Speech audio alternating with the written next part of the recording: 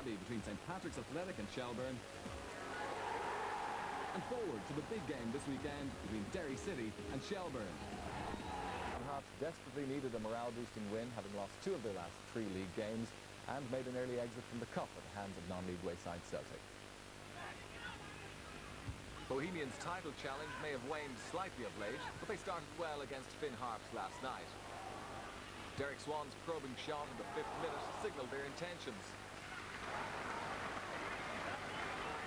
Well, Bohemians kept the momentum going in the early stages, and 5 minutes after that, the build-up to the first goal began with Owen Mullen picking out Peter Hanrahan. His shot was blocked, but the ball fell to Brian Mooney. His strike came back off the crossbar, but the danger wasn't over there. Tommy Byrne kept the attack going, Derek Swan putting pressure on Conor Frawley in the aerial battle, and Owen Mullen adjusted his footing well to volley the ball past Darren Nash. Well, as you see here in the replay, plenty of Finn Harps players back, but nobody picking up Owen Mullen, and he knew exactly where he was putting that one. 1-0 to Bohemians. A couple of minutes later, Mullen threatened the Finn Harps goal once again. The move beginning wide on the right with Swan and Mooney.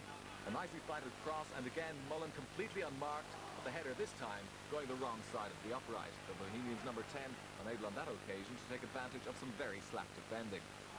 So 1-0 it stood at half-time, a somewhat precarious lead at the best of times, but in the 70th minute, Derek McGrath's darting run was halted illegally by Andy Ramage, and Bohemians had another chance from the resulting free kick. That was a rather rash challenge by the former Sligo Rovers player. Watch Derek Swan making some space, dragging his marker out of the wall, and Tommy Byrne's strike, perfectly executed, left Nash flat-footed. Placing and trajectory the key here as Byrne put Bohemians 2 up.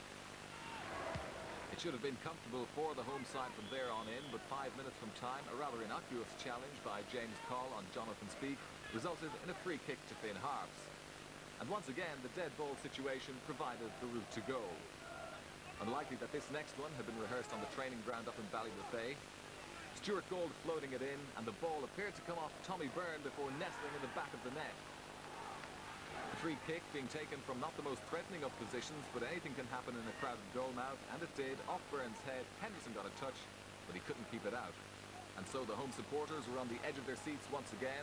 Could the visitors now snatch a late equaliser? The answer to that, a resounding no, as the very next Bohemians attack eventually led to their 3rd goal. Brian Mooney could and possibly should have scored there, but he waited too long, and Minnott's challenge was timely and effective. But once again, Harps were the authors of their own downfall. No apparent danger here as the ball was cleared to Stuart Gold, but a dreadful pass only found a Bohemian's foot, the ball eventually running to Peter Hanrahan, and he punished that mistake in the most emphatic fashion. Final score at Dalymount Park, Bohemians 3, Finn Harps 1. And confirmation of that result there. Also in the Premier Division last night, Dundalk and UCD drew 2-2 at Oriel Park. Joe Gallen scoring twice for the home side, while Robbie Griffin and Jason Colwell were on the mark for UCD. In the First Division, Waterford United moved up to 3rd place with a 3-0 victory over Athlone Town. So let's check on the tables right now. Well, Bohemians' win at Dalymount Park last night brings them back to within 2 points of Derry City at the top of the Premier Division table, but they've now played 21 games to Derry City's 19. Home farm Everton moved off the bottom following their draw with Sligo on Wednesday, but they've a lot of work to do to bridge the gap between themselves and Shamrock Rovers, who have slipped to 3rd from bottom, with Dundalk having picked up that point last night. And just a quick look now on the top of the First Division as it stands. Still plenty of football to be played this weekend, remember. With Waterford United, they're up to 3rd for the moment on 22 points, but it's Drogheda United still setting the pace in the race for promotion from Division 1, and they play Cove later today. Well, on Tuesday night, St Patrick's Athletic faced Shelbourne in Richmond Park, and in the true tradition of Dublin derbies, the game proved to be full of incident and not short on excitement. Stephen Alkin reports. One of St Pat's biggest crowds of the season saw poor performance by the home side in the first half. Combined errors by Gormley, Carroll and McDonald gave Stephen Geoghegan the game's first chance. Brian McKenna produced an excellent save. 8 minutes later, Tony Sheridan's perfect through ball saw Pat Morley in the clear between McDonald and Moody. Again, McKenna showed his ability as a shot stopper. It was all Shelbourne at this stage, and they deservedly took the lead. Their goal was typical of their excellent approach work in the first half. Excellent passing at pace. Sheridan's cross eventually dispatched by Geoghegan, but watch how Declan Geoghegan came into the attack. Laid back by Morley to Tony Sheridan, and there was Stephen Gagan with the perfect header. St. Pat's will be wondering where was their defence. It was Pat Morley who set up Sheridan, but you can't give any player that kind of room, least of all the league's top scorer.